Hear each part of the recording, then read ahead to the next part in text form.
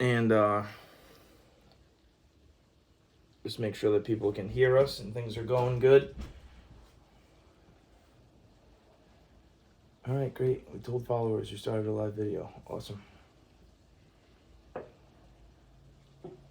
Oh, so this is just like... What's going on, man?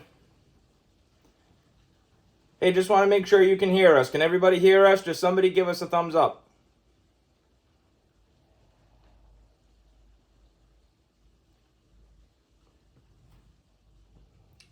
Thumbs up if you can hear us. Thank you. It's working.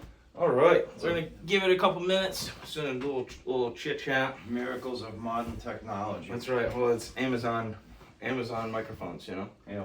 So, how's the drive over here? Just wet, not slippery, just shitty, you know. You said that this is your favorite kind of weather. Oh, if it was September, I'd be loving it. You know, absolutely.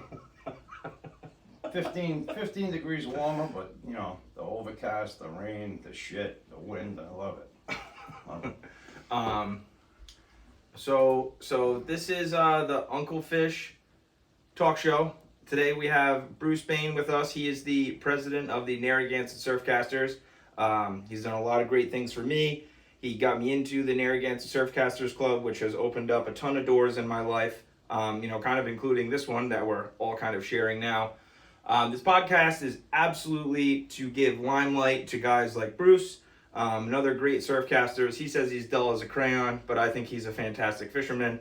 And it's for you guys. So at the end of this, if there's things you want to talk about, questions you have for Bruce, you know, reach out, talk to him. But we're gonna get started.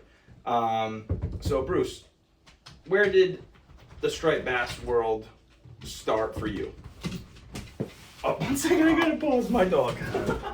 He's great. Come on, buddy. Come on.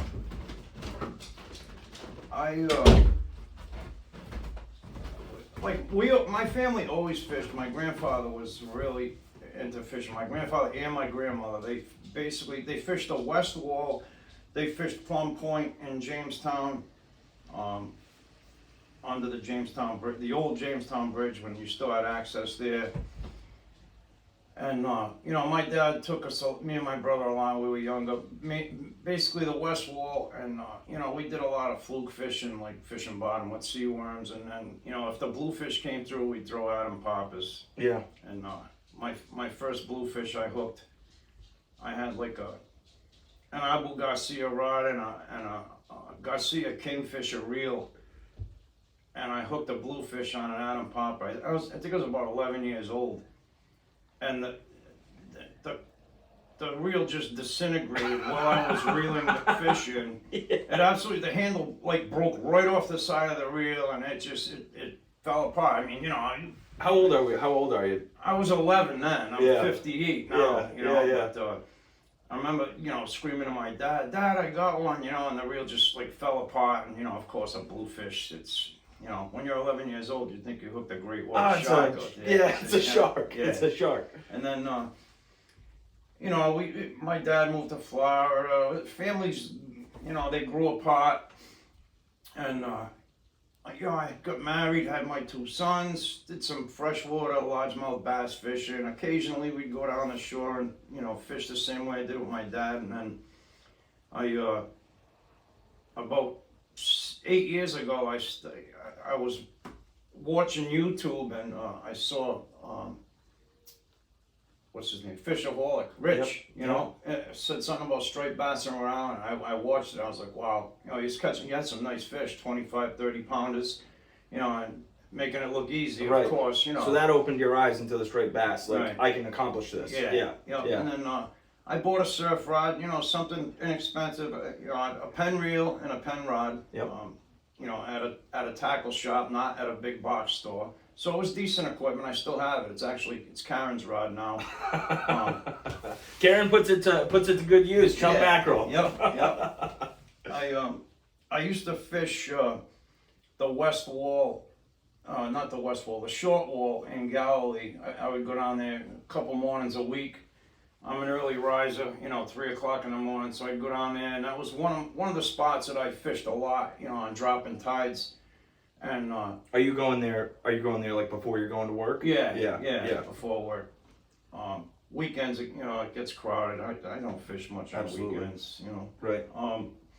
And I ran into Bobby Grillo, started talking to him. He told me about the club. He said, you should join the club. And then I was at, a couple weeks later, I was at Pier 5, and he introduced me to Nelson Val. So Monahans. Yeah. Monahans. Yeah. Yep. Okay. Nelson Val is a legend in Narragansett. He fished with Andy Lamar and all those guys back in the day.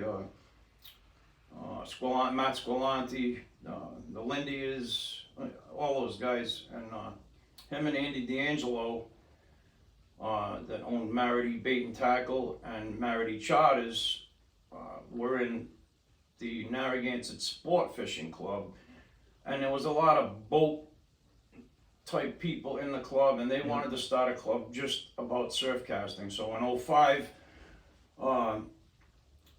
Andy had passed away, I think the year before that, and in 05 Nelson decided that he was going to do it, and he started the club with 5 guys. And Bobby introduced me to Nelson, and then I joined the club. And what was the club then? Like you say, the club. Like what exactly was the club then? Because like where you've got it now, which we're gonna get into in a second. It was pre-COVID, and I think there was about 70 active members there, and about maybe two or 3 months after I joined, that's when COVID came, and we stopped having in-person meetings. Okay. It was like, I think COVID came heavy, in like March or something. Yeah. Yep. So, and we always have, we have cookouts, June, July, August, and September. So there was that year there was no, I think I got sworn into the club, and then I went to one meeting. Janet Messinio was the guest speaker. Yep. And then great fisherwoman. Yes. Awesome. The cookouts were supposed to start, and they got canceled because of COVID, and then no meetings. And Rich Heffernan was acting president then. Okay. No, actually, it was Glenn St. Germain was president when COVID hit. And then I don't know what happened. Glenn stepped down. After we got through COVID and everything, Rich Heffernan and Joe Coppola kept the club together doing Zoom meetings during COVID, and there was maybe like 12 guys would be on the Zoom meeting, and they kept it rolling. So then fast forward, COVID's over, we can start having meetings again, and it was March. Glenn was there, and I think Luke won striped bass that year. We still had our year-long tournament going, but we didn't have a big awards bank or anything like that. So we had a meeting at the community center.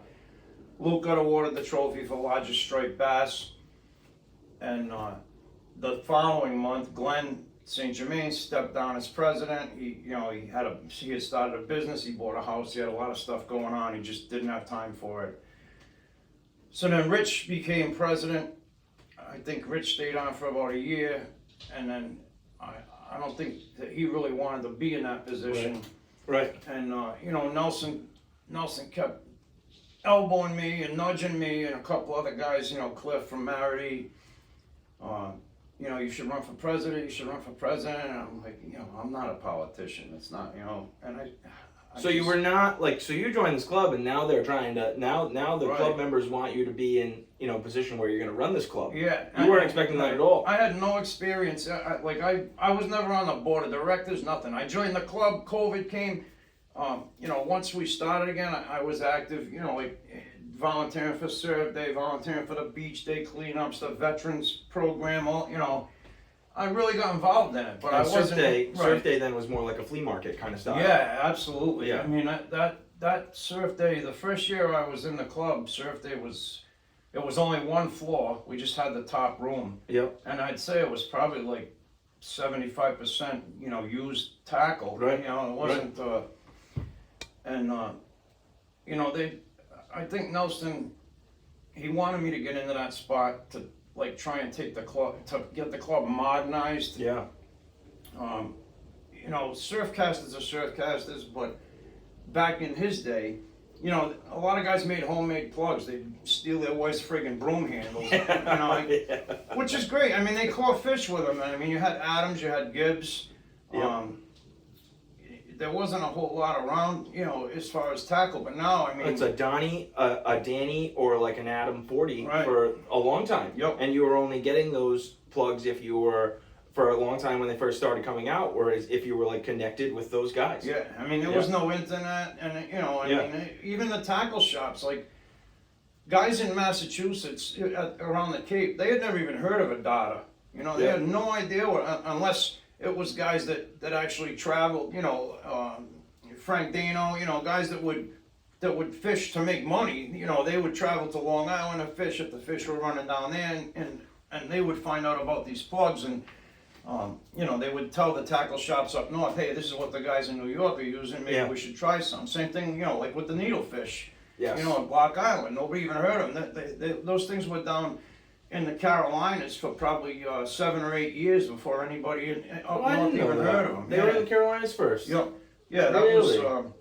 a Boone made needlefish, you know, and they were screw eyes, they weren't Yeah. through wide or anything Yeah. like that. And I mean, the first time they tried using like the booms at Block, those things, you know, one fish you disintegrate. them. The It was caliber like- of fish. right. They felt the tug and that was it. It was just line It was coming back. it was like a number 2 pencil with a treble hook on it. So, but yeah, Nelson. So he got me into the club, and I didn't really have any competition as far as getting elected for it because nobody else wanted it. But I took it, and he told me just try and run it and keep it like a family and run it the best way you know how. And if you need help, you can always rely on us older guys that are in the club. You know, I call it the proxy. Easy. board. all the guys that hang at Marity, bait and tackle, you know, they all been in the club a long time. So if I'm gonna make a big decision, I always talk to them first, and then I talk to the board of directors, and then the board of directors will present it to the club, and the club votes on it. And if it's a good idea, hopefully it goes through. You know, I really, like I said, when I went in, I think we had 77 members. And now we're at 125, and we have a waiting list of 20. Right. So we really pulled the club together. I feel in the last 2 years, the club's gotten really, really strong. We increased our charitable giving. You know, we give food gift cards, you know, to either Shores Market or Stop and Shop at Thanksgiving or Christmas, one or the other, you know, depending on our financial situation in the club. This year we gave out $1,200 in gift cards Yeah. to help needy families in Narragansett and South County, Rhode Island. Not everybody in Narragansett's rich, you know. People Right. get that Right. that impression that everybody lives on Ocean Drive, but it's not like that. Yeah. There's some needy people down there. And it's awesome that like a fishing club can be humble and give back to the community. Right. You know, that's great because we're all just working class men and women. Yep. About, you know, being able to reflect and see that we have the opportunity to give back to others. That's fantastic. That's you know, like that's my main goal is like getting guys together and teaching them about fishing and camaraderie and getting along, and then giving back to the public. You know, we have the kids fishing day. That's like, I love that event. And Yeah. I couldn't have picked a better guy to run it. Will Walker, like he is so on top of it and he's into it. He does a fantastic job. We always have lots of volunteers, you know, guys cooking hamburgers and hot dogs. And Yeah. you know, I think 3 years ago we had 2 kids show up at our kids fishing day, which is shameful. We take kids, you know, guys that are in the club, their granddaughters or nieces, nephews, you know, we get access to Carolina Trout Hatchery, to their trout pond, and the kids will get, you know, they can bring their own equipment, rods and reels, but if they don't have it, we have stuff that they can use. Skunking for 3 nights isn't going to get them hooked on striped bass. No, definitely not. But this year, we had, I think we had 14 kids. Oh, that's fantastic. You know, That's growth great. from from one year to the next. Yeah, That's two excellent. kids to 14 kids. Yeah. 'Cause, you know, Will took it over, and we really, you know, we pushed it. We got, you know. And you do the veteran fishing. The veterans thing is, that's, to me, that's our most important program where we give back. That's another thing, you know, they've been doing that for, I think about 6 years they've been doing the veterans program, and the veterans program is in either the end of September, beginning of October. We have a veterans outreach program that we work with through the VA, and we were taking 15 veterans that suffer from PTSD, taking them out on the beach, you know, having a quick rundown of the equipment. They all get a surf rod and a reel. Sometimes they're used, sometimes they're new. This year, quite a few guys got new stuff because the guys in the club donate used. But I mean, how many used rods and reels can you get off of? Well, Dave Morin, Nice. I think that there's a good story. It was a great story. Yes, about Yes. a rod that Dave Morin built Yeah. that might have been gifted back to the gods, or maybe we got it back. How did that go? Well, Dave Morton, Beaver tail rod and Beaver reel. tail rod and reel, right? Great guy. Dave Morton's uncle was in Vietnam. I think he did either 2 or 3 tours in Vietnam, and he didn't have an easy time over there. He came back. He was really suffering from PTSD, and you know, right after Vietnam, I don't think there was a lot of veterans groups to help with PTSD. I don't think they even really knew what PTSD was Right. around then, and he went out and he bought a surf rod. I think it was a 9-footer and a Penn reel, and he spent the next 3 years fishing as much as he possibly could, and he finally got his head back, you know, and fishing really helped him. I never met him, but from, you know, this is the story Dave told me, that fishing really helped him. So anyway, you know, years went by, his uncle passed away, the rod and reel got put up in the rafters in Dave's shop. Yep. And this year, when Veterans Fishing Day was coming up, Dave pulled it down. He fixed a couple guides on it, rebuilt the reel, had it all loaded up, and we increased our veterans on the beach to 20 this year instead of 15. So we had some more guys out there, and each one of them got a ticket and a number when they got there. So they ate a little pizza. We talked about what we were going to do on the beach. And we pulled the one ticket, and it was awarded to this guy, Terry Saravo. And Terry, I think he's about 70 years old. You know, he's no baby, but you know, he's still healthy and happy. He's there. He's there. He's ready. Yeah. So I told the story when we presented the rod to him that he won, and these guys, you know, they all gung ho to get out on the beach. So they all get out, and it was huge swells out So there. Terry's got this rod. Terry's got the rod. We All right. throw a popper on there for him, something that's easy to cast. He had a little bit of fishing experience, but I don't think he had much experience in heavy surf. And it was like, it was probably 6 to 8 foot, but it was beach break. You know, it was like that. It was like West Coast surf. It was breaking right on the beach. So we got 20 guys lined up on Scarborough Beach, Scarborough North. Quite the lineup. Right, Quite the lineup. we all have club volunteers working individually with each one of these guys. So Terry's barefoot. He takes a couple steps too far in. A wave crashes. The undertow grabs him, washes the sand out from under his feet. Oh no. He's going. You know? So he panics. He lets go of the rod. The rod's gone. One of my guys grab him. They get him up. You know, pull him back up on the sand. Get him straightened out. This guy is heartbroken because he knows the story of the rod and reel and how important it is. You know, and had mojo. And next thing we know, one of the other veterans it was a wicked left to right sweep because of the heavy surf.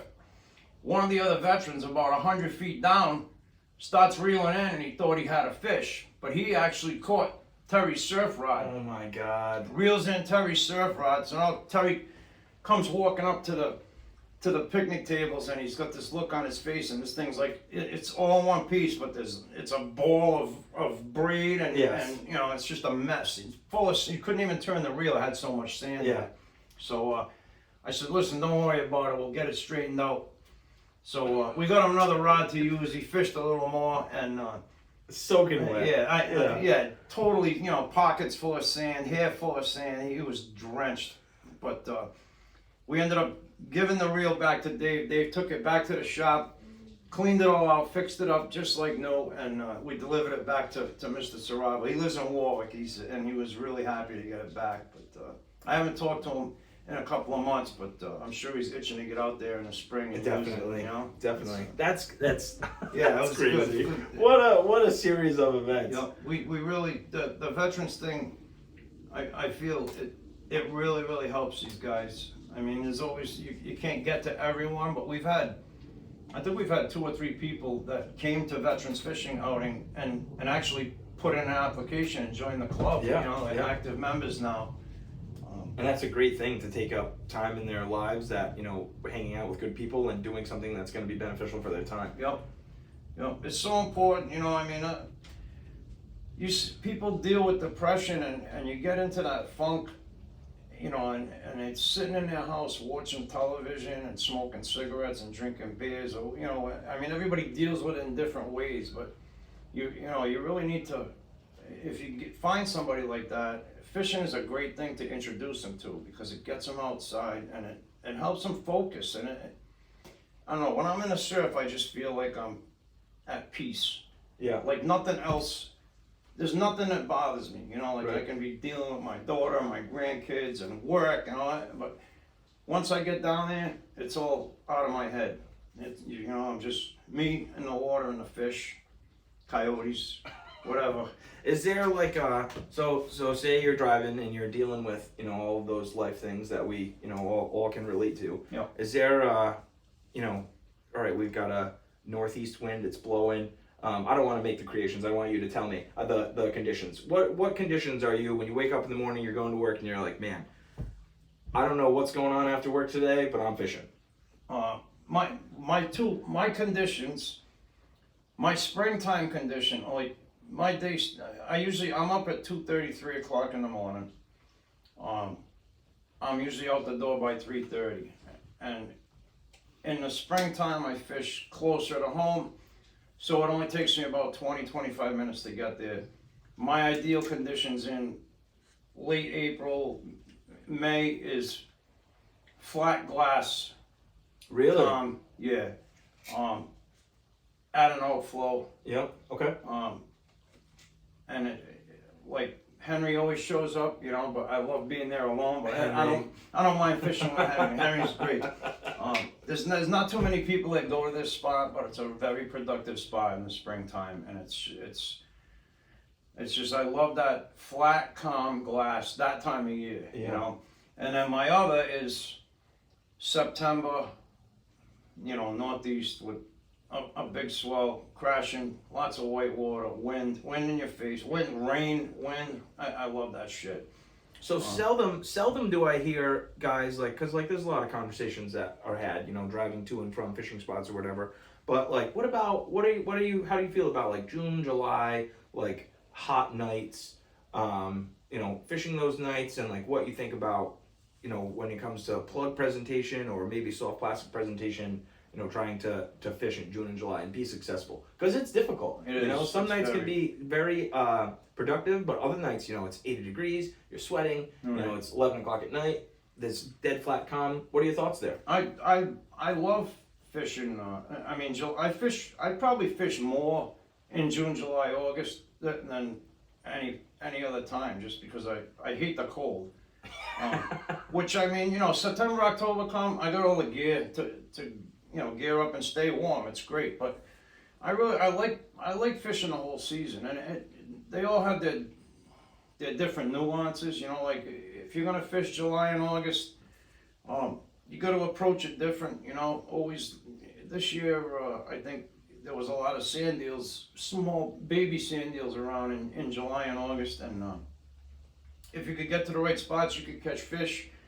You know, the area I fished, there were far and few between.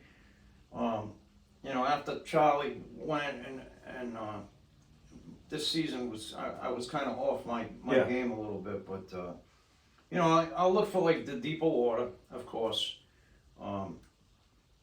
deep drop offs, stuff like that. A lot of current. When you're fishing deep water, are you trying to get down to where the fish are, or are you trying to present something where the fish are going to be looking up at what you are bringing back towards you?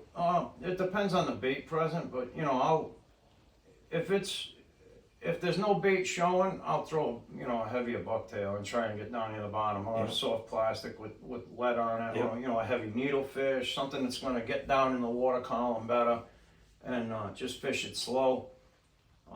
You like the needlefish? I love the needlefish. Big fan of needles. Yeah, first thing out of my bag. I think that a lot of guys don't fish the needle, and I think that they should. Oh, absolutely. And, you know, they're not expecting, you know, they always expect like some action from the plug, and you know, the needlefish doesn't necessarily wobble or wiggle in the water, but just having that connection. I love the needlefish.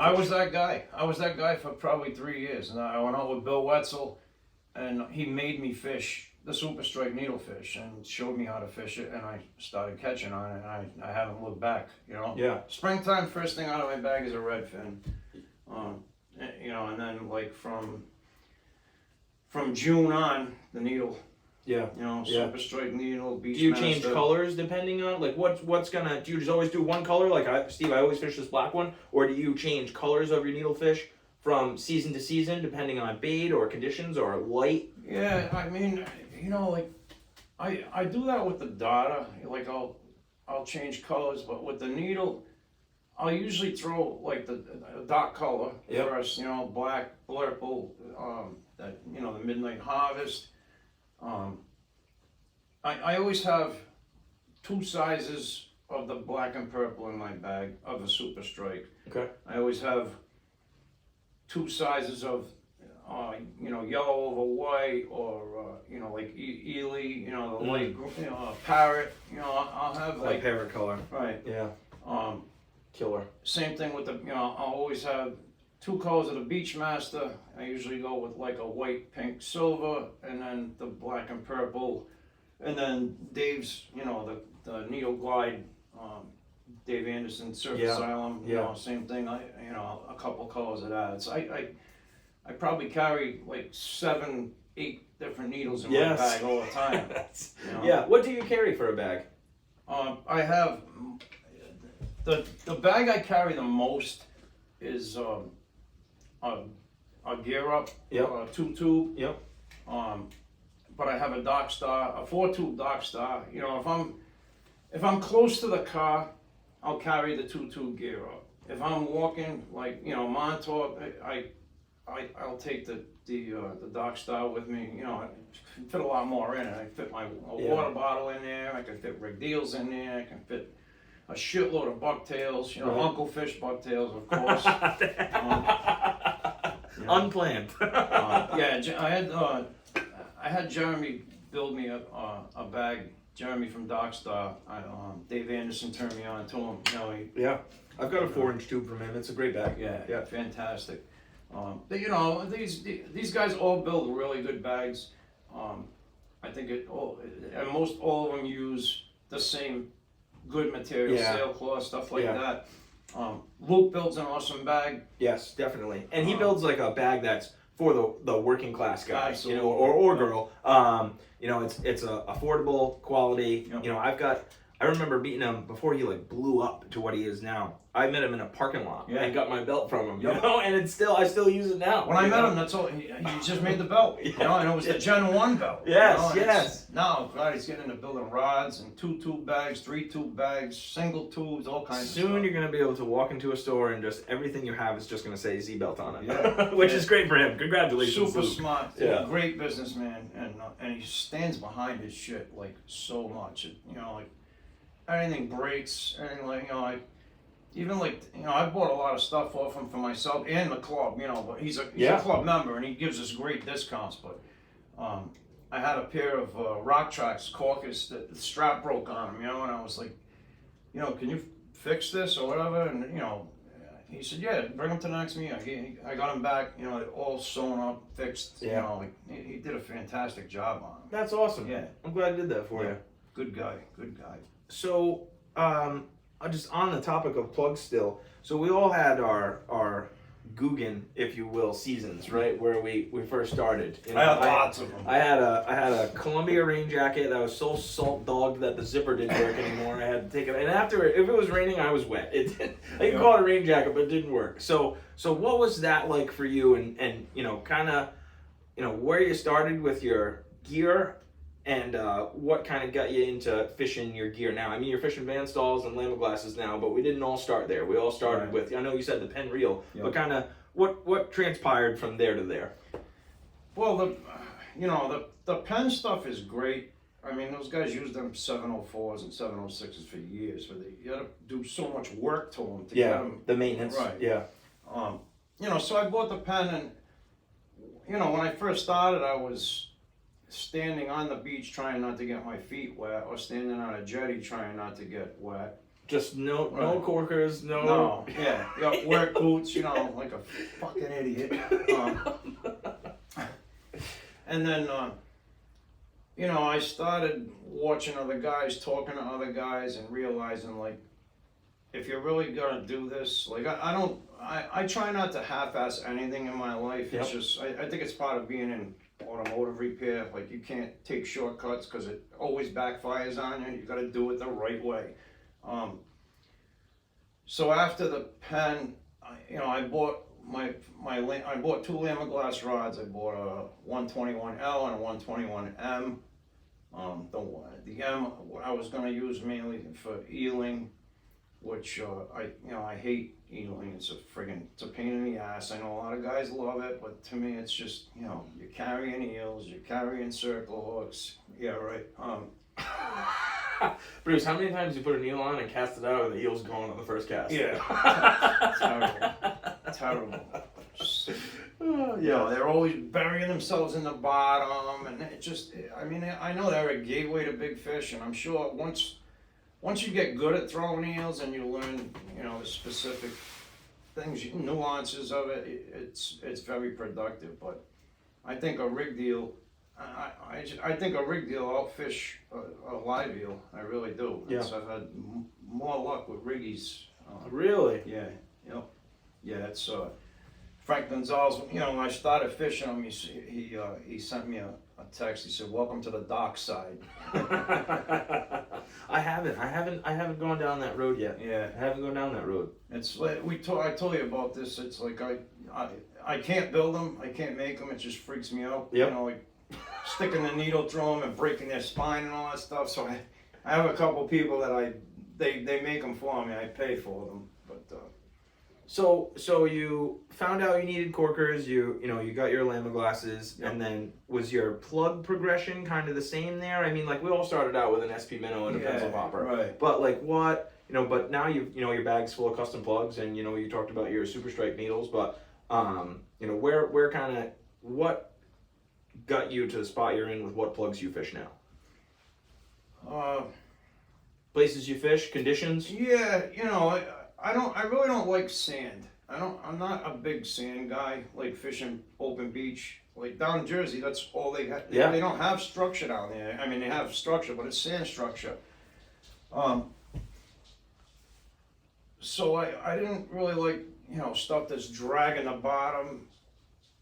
But I really liked fishing the bucktail because I always heard how productive it was. And I remember my grandfather like making it, making his own bucktails. And this was, I was born 1965. He died in 72. So that was 1970, 71. He had lead molds and he was pouring his own bucktails and everything. Yep. Everything was white with white and red. That's breathing the in only all colors I breathing ever in saw. all the fumes. Yeah. Doing just fine. So I started using the bucktail a lot, and I watched some John Skinner videos, about trying to get the bucktail as close as you can to the bottom without actually dragging the bottom. And eventually I just, kept practicing with it, learning, get the feeling for it. Trying different weights, trying different amounts of hackle and bucktail, different trailers with them. Yep. I like stuff like you have with no trailer at all. It's less you gotta carry, and I think the hackle sometimes works a lot better than a regular, a pork rind. A lot of guys will say no, but I've had good luck with them. My biggest fish was on a bucktail.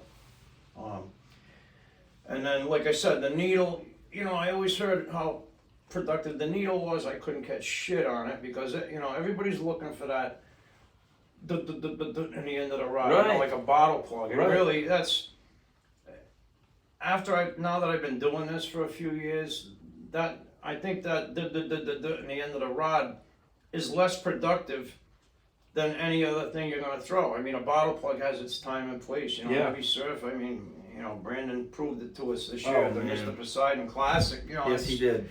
big water and, Yeah. and heavy surf. That plug shines for sure. I love the bottle, and I think that Right.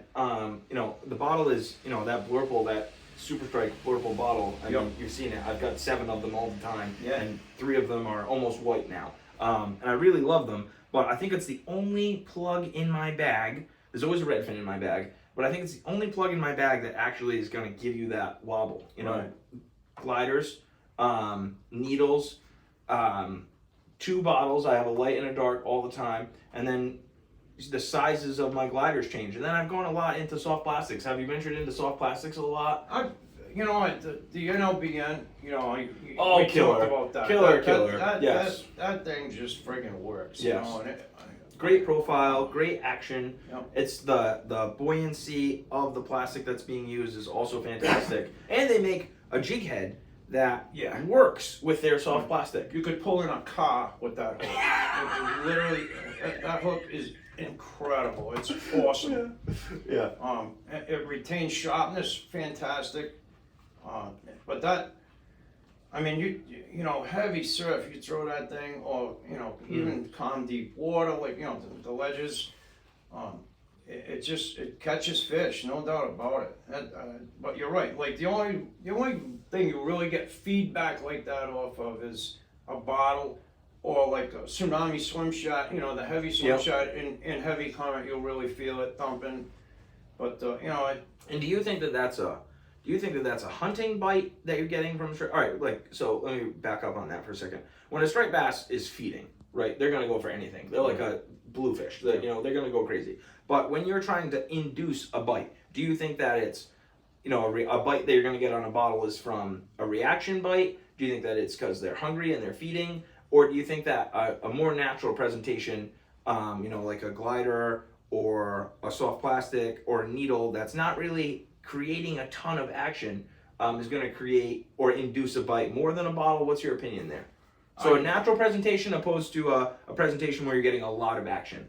I mean, You could write a book on that. Everybody, I mean, all the guys that really know what they're talking about and what they're doing will tell you that a natural presentation, especially for big fish. Big fish are fat, lazy. They're sitting there waiting for an easy meal. And, glide bait's a perfect example. I mean, a glider swims by them. It looks like a small scup or a small blackfish.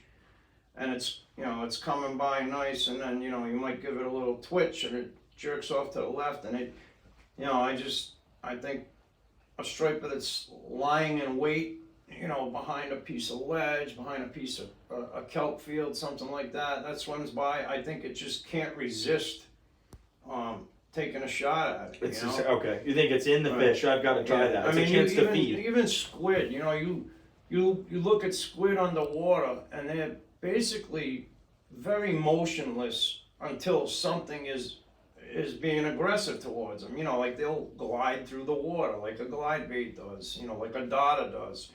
They don't have that erratic movements unless something's, a predatory fish is chasing after them. I mean, mullet, stuff like that is different.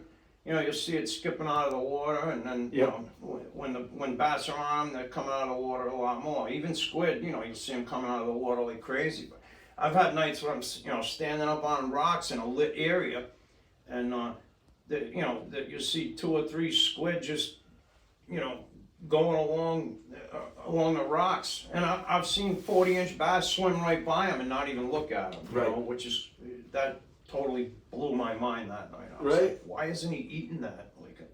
But at night, are you using only eat so much? Are you using a neck light or are you using a headlamp? What are you doing for light? And I got both. what are you on red light? I'm always on red light unless I'm trying to get somewhere because I don't need to break my ankle. Right. So I'm trying to see, I'm using my white light. But when I'm up on my rock or I've swam out to where I'm swimming out to, I'm using a red light a lot. Are you the same way? Steve light. Zanny, shut your damn light off. Yeah. I'll use the red light 90% of the time, same as you. I'm almost 60 years old now. If I fall down, it fucking hurts. Yes. And I don't want to miss 2 weeks fishing because I didn't want to turn my light on. But I mean, a lot of the places I fish, there's never anybody around either. Yeah, and I try not to fish in spots where there's 50 other guys. It's getting harder and harder to do that. But I mean, if I gotta tie a knot, if I got a fish that's hooked bad, I'll turn my light on, but I'll turn away from the water. Yeah. It's these guys that, go out there and I saw a guy on Montauk, not this year, last year. He was 50 yards off the beach on a rock in waist deep water, fishing with his light on. Like, what the fuck? He never shut it off. He had his light on. It was like, he looked like a freaking buoy out there, I don't get it. You look like a channel marker. Yeah, but red light, somebody told me, try the green light. I know a guy from Mass, he uses the green light. He says he can see a lot better with the green than the red. But, I can't see shit without my glasses, so it's always an ordeal. I gotta make sure, it's on red mode, and then I gotta have my glasses on, and I can't fish with my glasses on because they fall off all the time when I'm, waves come. You just gotta get one of those little wraps, and then it can be strangling you when you're in the waves. Right. So just on the lights, on the on what lights you use, are you always fishing at night? Are you putting some daytime hours in? I feel like when I go to fish in the daytime, I am like not a fisherman anymore. Right. I don't know what I'm doing. I don't know. Nothing looks the same. Yeah, I fish in the day, and I've had some good catches in the day too. I've been on a few good bites. But usually the only time I fish during the day is, I fish all week at night or, early morning. If I go right after work, it's usually from sundown till midnight, 1 a.m. If I go home and I sit down for 5 minutes, then I'm definitely not going fishing because I'm dead tired from the day. That's it. Yeah. So I'll go to bed at like 8 and I'll get up at 2 and then I try and be in South County for 3:30, 4 o'clock. Fish till sunrise, 6:30 or so, and then I drive back to Providence and go to work. But on the weekends, I don't fish Friday nights because it's a shit show 90% of the time, especially in July and August. And Karen really likes the beach, so if I don't go Friday night, Saturday morning I'm good. I get up, we go to the beach nice and early, and I learned a long time ago, I never ever go to the beach, whether I'm with my wife, my kids, my great grandfather, it doesn't matter. I do not go unless I got a rod in the car or on the car. It just don't happen. It's coming with you're going to the water, you're bringing a rod with you. Because I got smoked so many times, like the first couple of years, I'd fish. And then me and her would go to the beach on Saturday, and there'd be fish breaking 20 feet off the beach. It'd be a blitz or something. So now I always bring it with me. But she'll be laying in the sun, and I'll take a walk down the beach and throw a pencil or something like that. Screw around. I'll fish the inlet with a bucktail, and Do you have a fishing memory that resides in your mind all the time? Like when somebody says striped bass fishing to you, this memory or story pops into your mind right away. Some real good bites sometimes, 30, 40 fish nights, not big fish, but, good slot fish. But one I was thinking about on the way down here, because I figured you were probably going to bring this up. It was late September. I think it was 3 years ago, and there was a good. The mullet was starting to move around Narragansett. Love mullet. Love when mullet are around. Yep. Yeah. So me and Charlie, we were in a spot that we had been fishing pretty regularly, and we did good. We were there maybe an hour. We probably had 7, 8 fish each, and there was pods of mullet jumping around. So we had gotten there probably right before the top of high, and the current, it had turned, the tide's starting to drop, so the water's flowing from left to right. So I said, and there was only a parking spot for like 2 cars there, and it's like 1 lane wide, so we had pulled in. So I said to him, I said, let's make a move south, because the sweep's gonna take them down that way. It was just getting near sundown. Cliff pulls in behind us, okay? All right. Not Cliff, you know, he's a friggin' talking machine, right? Yep. So He's got a big mustache. right, putting on, what did Charlie used to call him? The stash. That's what he used to call it. The 70s porn stash or whatever, you know? Yes. So we rods are in the rack, and we're getting ready to go. He pulls in behind us, so now he starts talking. I want to fish because I know these fish are there. The sun's coming down, perfect, you know, conditions. And Cliff's talking. Next thing, like 45 minutes goes by, and I'm like, Cliff, let us out. We want to go fish more. So he moves his car. We get down to the lighthouse, Norman Park, when you could still park up on top. Yep. They blocked a lot off now. So we get down there, we pull up on top. I get out of the car and I look. You know that David Hazard just posted a picture of himself with a fish right where the fence ends. Yep. And I look and his mullet, and I see a fish come out of the water, and it was like a 30-pounder. Wow. You know, and I mean, it was still light enough you could see it plain as day. And I said, they're here. That little bastard, he got his fucking blue Nikes on. Charlie. Yeah, throws his spikes on, grabs his rod with a pencil, jumps up on the wall. I'm like fumbling with my gear, trying to put my spikes on. First cast, throws a guppy pencil out there. What? Bang, nails the fish like a 35-pounder. Reels it in. By the time I get up there, that was it. We threw plugs for another 45 minutes. Could not get a hit. The Done. Bite was over. Bite shut off. Oh my God. So I saw Cliff. I said, "Don't ever park behind me again." You know, but that's always sticks in my head. You know, always sticks in my head. I saw that fish come right out of the water after a mile with a big, you know, nice big bass. And Charlie, first cast, nailed it, and that was it. The bite was over. Done. You know, yeah.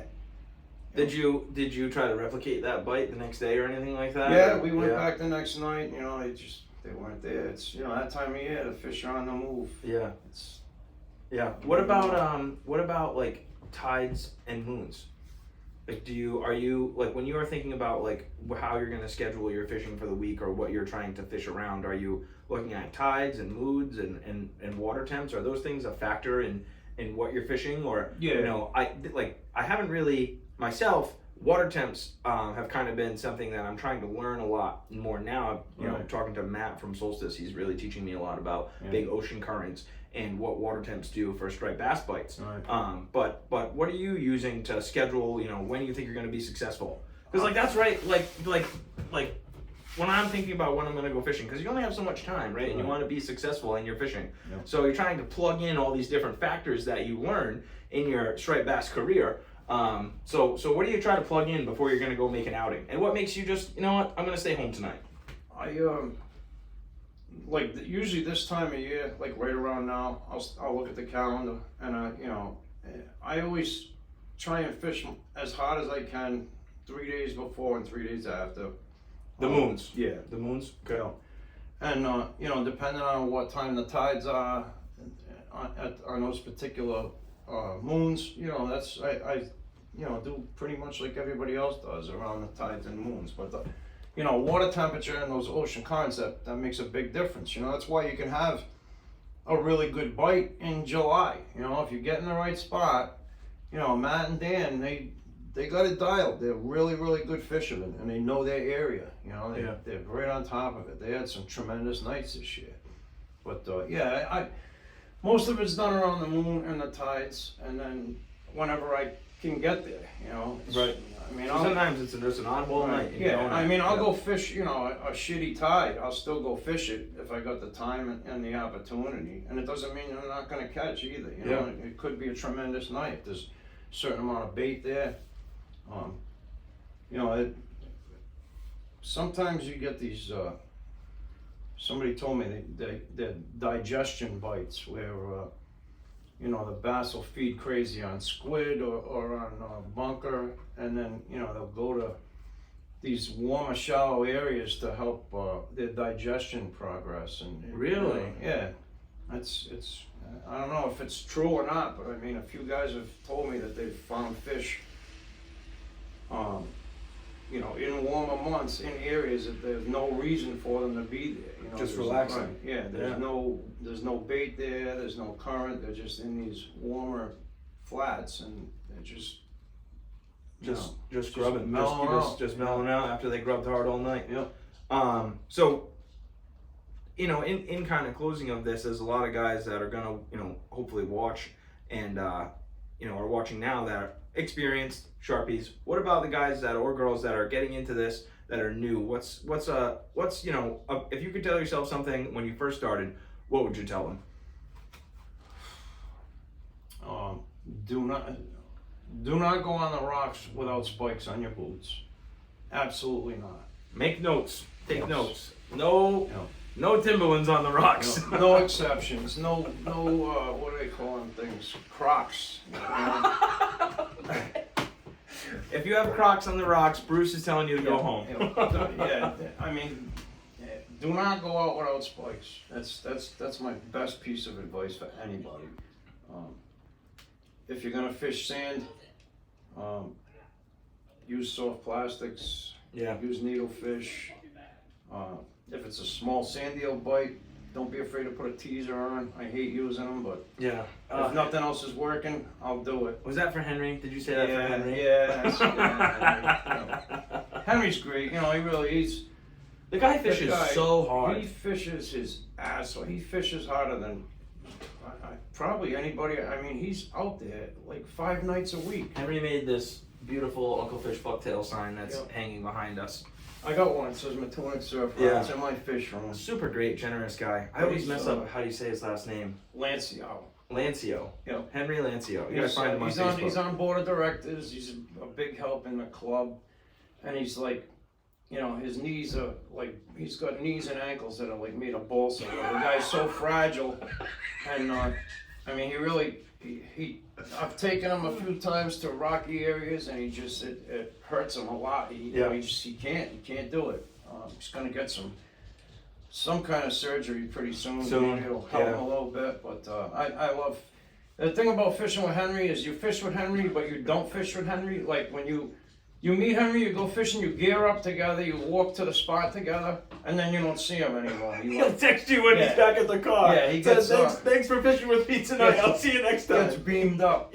Yeah, he's great. And he's, you know, I'm glad you brought him up in that detail, because Henry is just like, you know, another part of the reason why I wanted to start doing this is, you know, I'm going to have him on here, hopefully, if he'll do it. Yep. And Henry is one of those guys that nobody hears about. He posts some pictures here and there. You know, a couple people will interact with him, but he is out there grinding every day. You know, he is fishing so hard. Yep.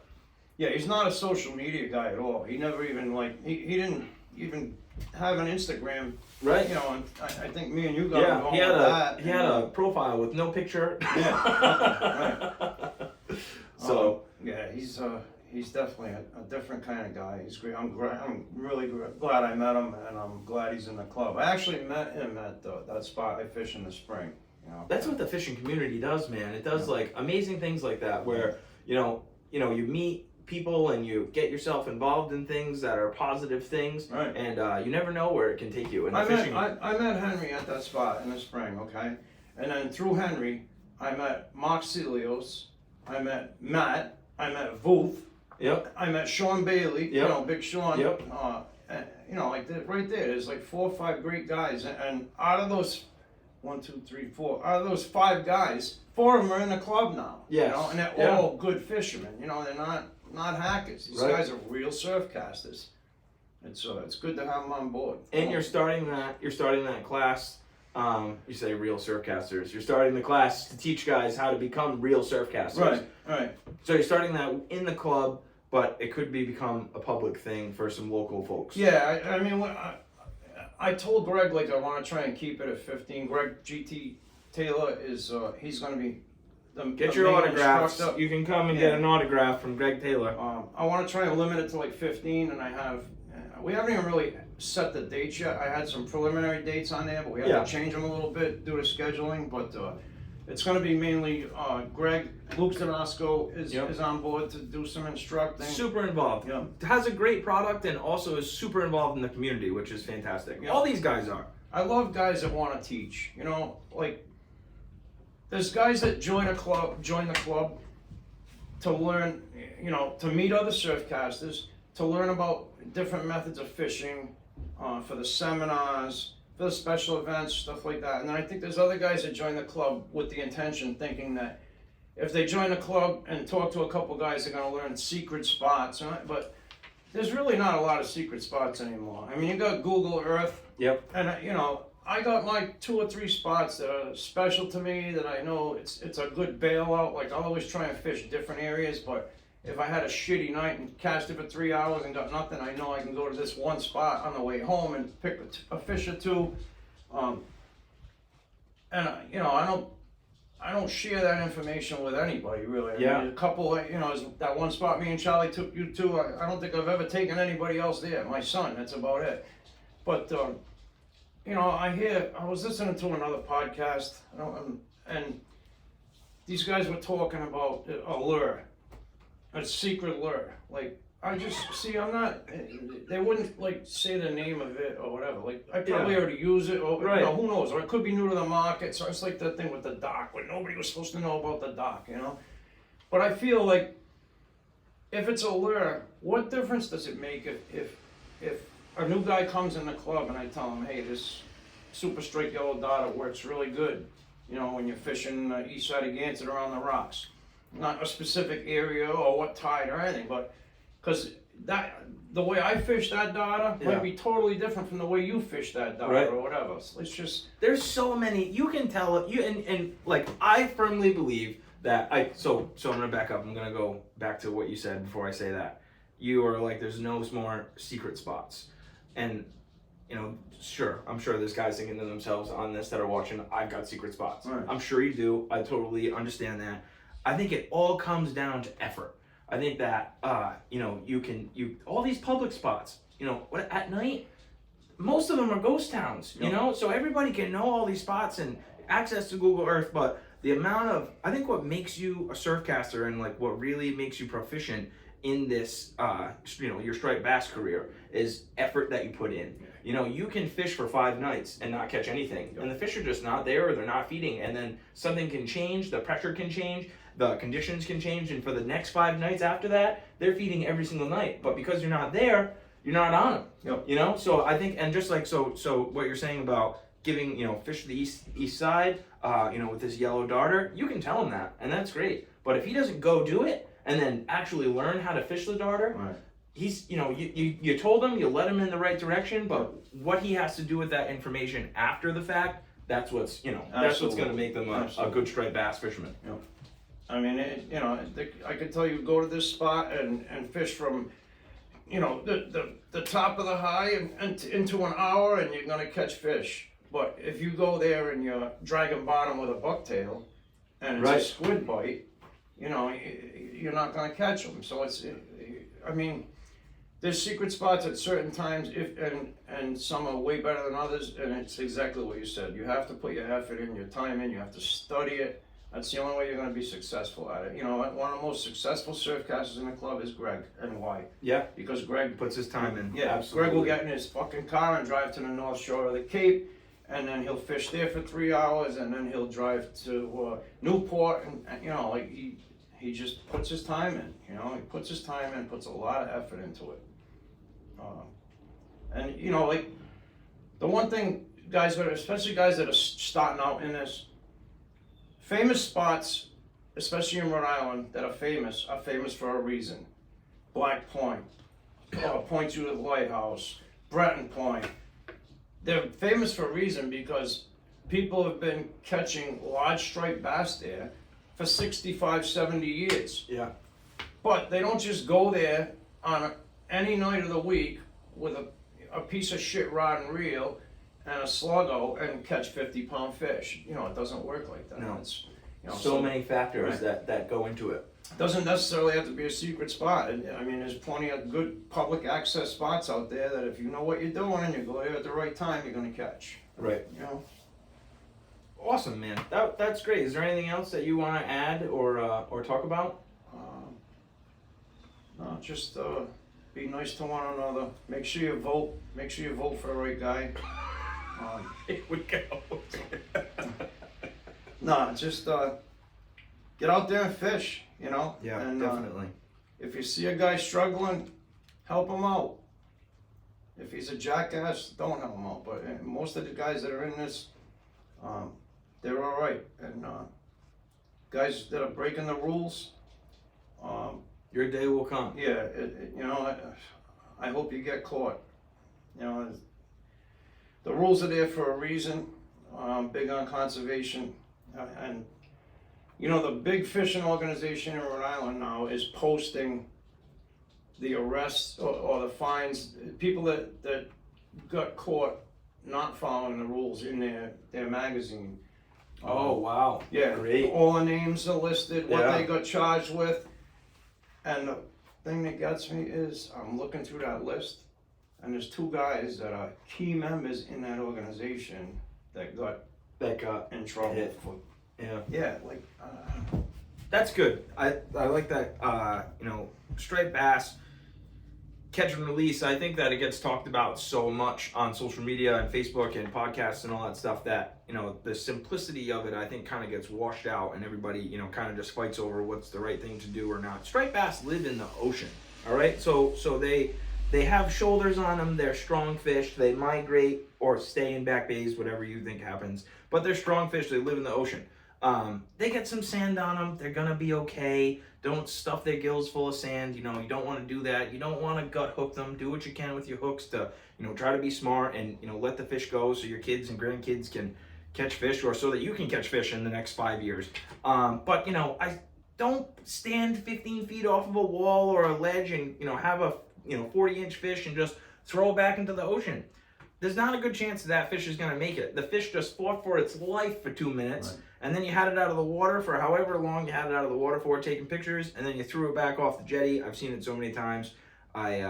It's tough, and, you know, everybody's like, oh, you need to say something right there.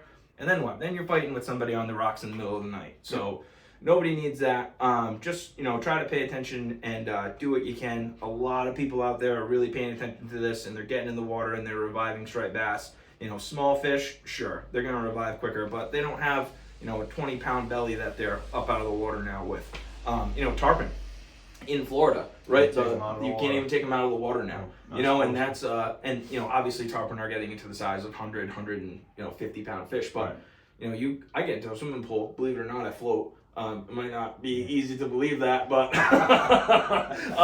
you know, you think about a striped bass, you know, they have the buoyancy of the ocean to help them out. So when you pick a fish up out of the water, just pay attention to what you're doing. So that's all. Yeah. Revive them. Revive is huge. Sometimes it takes a little bit of time, but it's worth it. I've revived the fish for 20 minutes. I was getting nervous, and you know, and you know, there was no issues in the catch. You know, it was a clean hook. But it just, you know, she would just hold herself in the water and she wouldn't take off for a long time. And I was getting nervous. Right. It wasn't a legal fish to keep. You know, I probably in the last 3 seasons, I've maybe kept 12 fish. I eat them, my family eats them. It'll be right around the time of like a cookout or something, so everybody will get to enjoy. Striped bass fishing is definitely you know, it's an investment, but I'd say it's an investment to our mental health, not so much a financial investment other than that. Nothing wrong with a guy keeping illegal fish. I have no problem with that at Definitely. all. You know, no problem with somebody harvesting a fish they want to take home and eat. That's what. So guys that are taking 20 or 30, 18-inch fish home in the trunk of their cars, you know, it's ridiculous. It's tough. And I know that, you know, like the argument goes to, you know, guys, the commercial striped bass fishing, you know, they've been doing this for years. Their dads did it and their grandfathers did it. You know, gill netting and bycatch and all that stuff. You know, we'll see what happens. But what's eventually going to happen is, you know, the argument is, right, if we shut down striped bass fishing, like, what are those guys going to do for a living? Right. Well, if all the striped bass get caught, They're gonna have to find something else to do for a living anyway. Nothing to do. You know, so respect to you guys. Fishermen and fisherwomen, their job. Imagine living on a boat for X amount of months. You know, you don't know when you're gonna see your family again because you gotta go home with the right amount of, you know, poundage in the tanks in the boat. But you know, one day it's either gonna be the fish are gone because they got taken out of the ocean, or you know, the fish are gone, and you know we're not gonna be able to fish for them ever again. So that's it. That's it. Thank you, Bruce. Thank you. Thanks for having me. Thank you, guys.